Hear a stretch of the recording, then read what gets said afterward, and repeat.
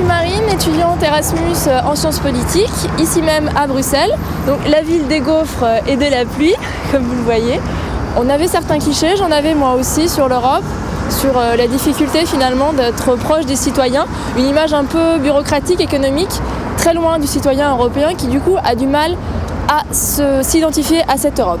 Alors on est ici, concrètement à côté des institutions européennes, et on va essayer de découvrir, de vous montrer comment l'Europe est finalement proche du citoyen par ses actions.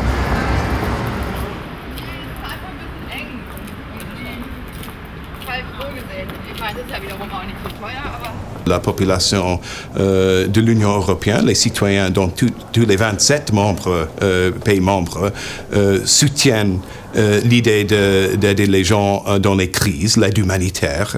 Et ça, c'est notre boulot. Nous avons l'Union européenne en général, c'est le plus grand donateur de l'aide humanitaire. Est-ce que vous pourriez nous donner quelques exemples concrets d'aide que la Commission a apportées récemment à travers le monde? Pour l'instant, notre plus grande action, c'est au Soudan, la crise de Darfour. Il y a des milliers de personnes qui sont qui ont été obligées de fuir leur maison, leur village. Et eux, ils ont besoin de beaucoup d'aide pour les abris, l'eau, la sanitation, la nourriture. Et nous avons des projets avec nos partenaires pour aider ces gens qui habitent pour la plupart dans des grandes camps. Évidemment, c'est quelque chose où on voit la souffrance et ça c'est pénible, mais en même temps le fait que ce que nous faisons très vite normalement aide les gens dans ces situations, ça c'est quelque chose qui donne une certaine satisfaction. Alors je ne veux pas changer de domaine. Pour moi c'est important d'aider les pays en développement dans ce sens et c'est pour ça que je travaille ici.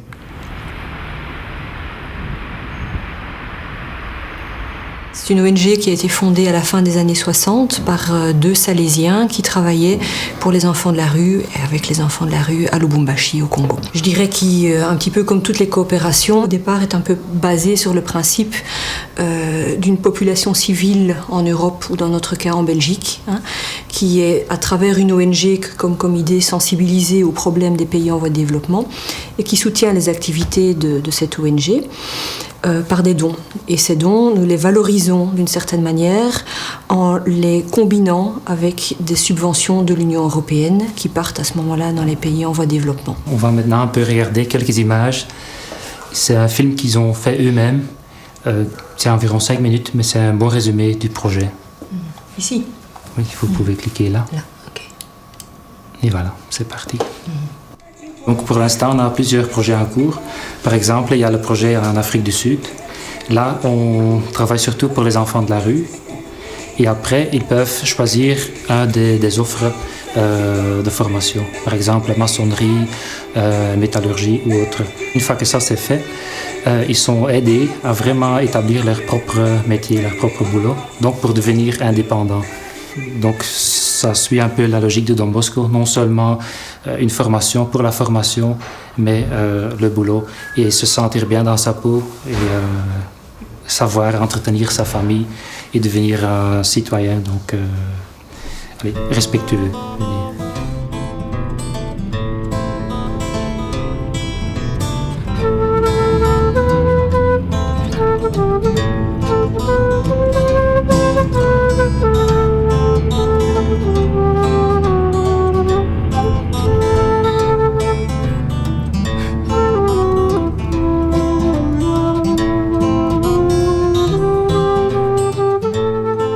Bonjour Marc, est-ce que tu pourrais nous parler du projet de ton association, Samira, qui a pour but d'aider des demandeurs d'asile avec l'aide notamment de l'Union européenne et du programme Equal?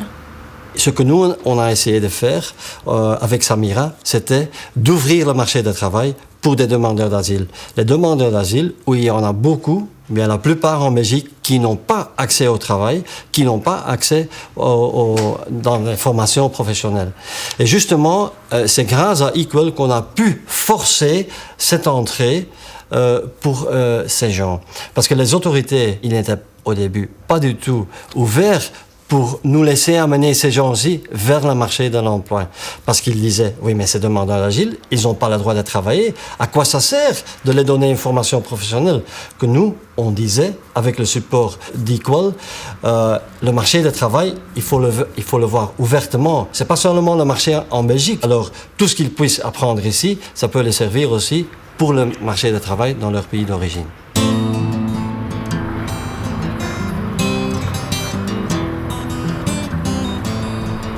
Alors si j'ai choisi Bruxelles pour mon année Erasmus, c'est d'abord pour concrétiser le sentiment vraiment européen que je peux avoir.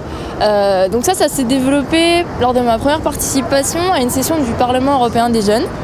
Donc en France, où j'ai pu rencontrer pendant 15 jours des jeunes de tous les pays. On était un peu plus de 120 à travailler sur les problématiques européennes.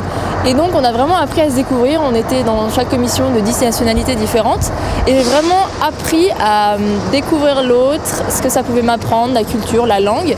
Et depuis, c'est vrai que quand on me demande d'où je viens, eh ben oui, je suis française, mais je suis d'abord européenne. Et ça, c'est vraiment nouveau pour moi, mais c'est vraiment inébranlable.